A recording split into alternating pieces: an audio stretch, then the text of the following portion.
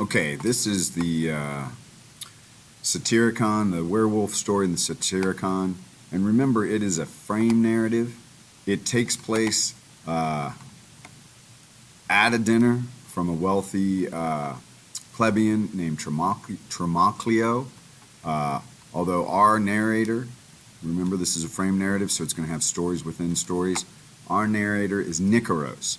The first sentence is referring actually to a story before Nicaros's story, and in that story they talk about Nicaros's girlfriend, Melissa, but she lives with another person, and we hear of his death in this first sentence, right? He met his last day apud vilam, right? These notes down here kind of give you help on idiomatic phrases. Over here you get the definitions, but below the text, at least on this text, we have these are more kind of helping you translate. These are more your rough definitions over here.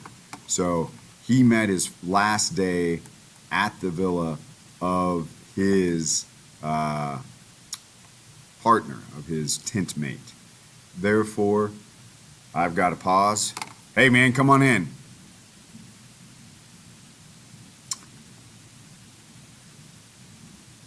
Okay.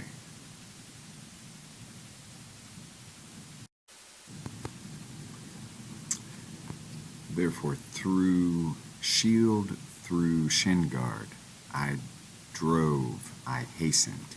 All right, we have a note down here that gives us a more idiomatic by hook or by crook, which is like a 19th century idiom, meaning one way or another. Egi agnawi, we would probably say like I hustled, I bustled in the mid 20th century. I'm not sure what we did now. I text, I posted websites. I'm not sure what the idiom is today about moving quickly, but one way or another is essentially what he's trying to say here. Therefore, one way or another, quad modum, however, pervenirum is clearly an imperfect subjunctive with that infinitive. So, however, I might arrive ad Elam, to her, or to that place, to the villa. That Elam, I'm pretty sure, is referring back to his girlfriend. So that I might, however, I might arrive to her. Scitis autem, you know, however, amici apparent in angustiis, friends appear in tight places.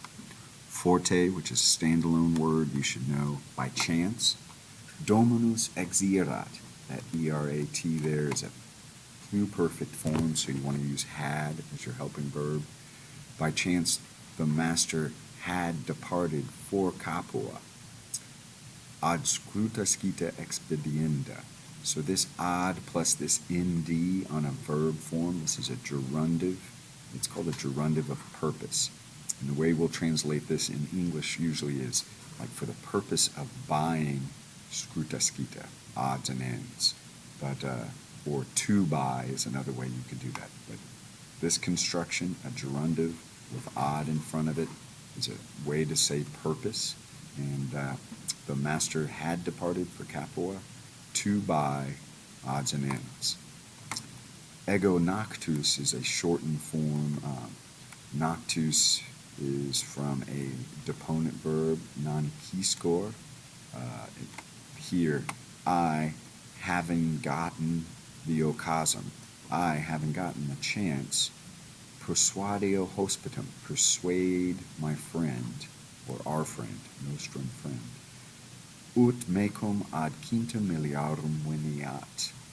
So I persuaded my friend so that ut here is important to know. It can either mean so that, or as or when.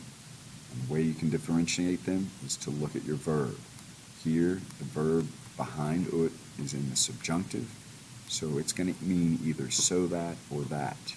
And since he's trying to show a purpose of what he persuaded his friend to do, we're going to translate it as so that. So if it's a subjunctive verb, it's going to introduce some kind of purpose or result clause, and here it's a purpose clause. I persuaded our friend so that he might so that he may, it's a present construction, he may come with me to the 5th mile. All right, so 2 ways to form purpose clauses here in just 2 sentences. That's awesome. All right, erat autem miles. He, however, was a soldier. Fortis tamquam orcus, strong as a whale. I think that's what Orcus is. Or maybe it's a Greek god of strength or something like that. But strong as Orcus. Apaculamus nos, we approached, or we departed, Cerca Galicinia, around the rooster's crow. Luna lucebat, I like this imperfect as a progressive form. The moon was shining. Tamquam meridie, just like midday. Venemus inter monumenta, we came among the monuments. Now a Roman town like I've drawn down here in barbaric form is going to have a wall around it, lots of roads and shops inside. There'll be roads heading into it, and it's usually outside of the town that they would designate plots of land to have monuments. They didn't inter, they didn't bury their dead, especially the time Petronius was writing. They burned their dead, but they would have little monuments, tombstones. They would even have like statues above the ground to remind them of the people who were passed. So that's where they are. They're departing town. They're in these outer kind of graveyards that's usually surrounded Roman villas. Meos homo, my man, began coepit to facere ad stellas. He began to make for the headstones. Ego sacedo, I followed, cantabundus, singing, et stellas numero, and I counted the headstones. Dinde, ut respexiat comitum. All right, I've got another ut here, so I got to do a verb check. Respexi, that's straight up a third principal part. It's indicative, so ut is going to be an as or when. Then, as I looked back to my friend, ille exuit se, he undressed himself, et omnia vestimenta secunda viam posuit, and he placed all his clothes next to the road. Mi anima in naso esse, my spirit, mihi is a dative of possession. We see that a couple of times here. My spirit was in my nose. A note down here talks about how in Rome they thought that's where life left the body, was through the nose, so he's saying, I'm almost scared to death. Stabam tamquam mortuus, I was standing. I like that present, that past progressive with the imperfect. I was standing just as a dead man. At ille cercum incit vestima sua, and he urinated around his clothing. And this ties into kind of ancient beliefs that it's how he protected his clothing, just like a dog will mark its territory. A werewolf had to protect his clothing. If they were taken while he was in his wolf shape, he wouldn't be able to return to human form. Et subito lupus factus est, and suddenly he was made a wolf. Now here we have a command phrase within, an indirect statement within a command phrase. So let's unpack this. Nolite putare, that's a negative command, and that te on the end of nolite is telling you that it's given to many people, which makes sense because Nicaros is at a dinner. He's telling a story to a lot of people around a table, so he's going to use the plural form here. Don't think, nolite putare, don't think. To think is a head verb, so that's going to trigger an indirect statement. Indirect statements in Latin, remember, have an accusative subject with an infinitive verb. So don't think that I am lying. Remember, you've got to conjugate that verb in Latin, even though it's in the infinitive. When you bring it into English, we don't use the infinitive in indirect statements. You got to make it sound right. So don't think that I am lying. You don't want to translate this. Don't think me to lie. Ut mentear. So here, ut is in front of a subjunctive, easy to tell with that IA, so it's going to mean so that or that. that I might lie, or that I may lie, because it's present tense. You want to use may in the present for subjunctive, might in the imperfect. That I may lie.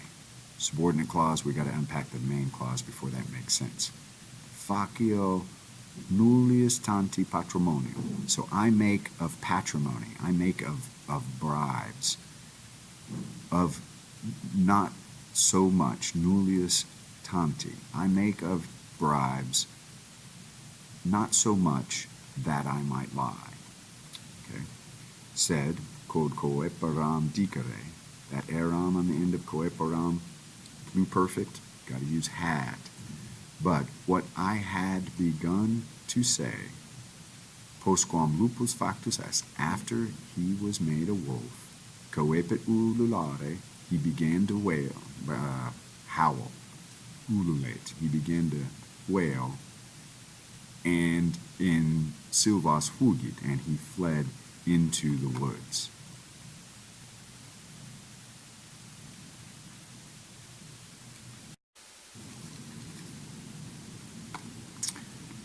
At first, I didn't know ubi essem, where I might be. Again, you want to keep the might as an indicator of the imperfect subjunctive, may as an indicator of the present. Dendia akesi, then I approached. Ut, got to pump your brakes. Check your verb.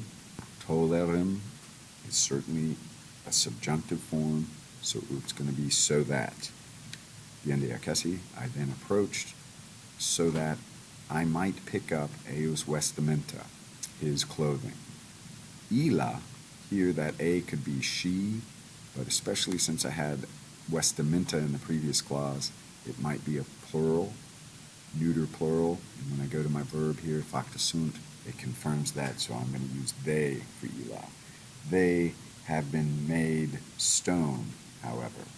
Ila autem lapidae facta sunt. Qui mori timore nisi ego. Who to die by fear unless I. Remember, this is an ablative form of timore. You want to pick that up with a preposition, by fear. Tamen, nevertheless, strinxi gladium. I drew my sword at matatatao. A whole bunch to say about that. I'm not going to say it again here. Nevertheless, I drew my sword, and either a magical phrase or an attack phrase, Cecedi umbras, I fell upon the shadows. Donec, all the way until, per venerem, I might arrive ad villam amicae meae, of my girl. Entravi in larum, I entered in the shape of a ghost, in ghost form. Paine ebulliam animam, I almost boiled up my spirit, again referring to life departing through the nose here. I almost died. Sudor mihi per bifurcum volebat. So sweat was rolling down my crotch. Mihi here is another dative of possession, possessing bifurcum. The eyes dead. Vix umquam refectus sum. Refectus here is I was revived. Right? So scarcely I was revived ever.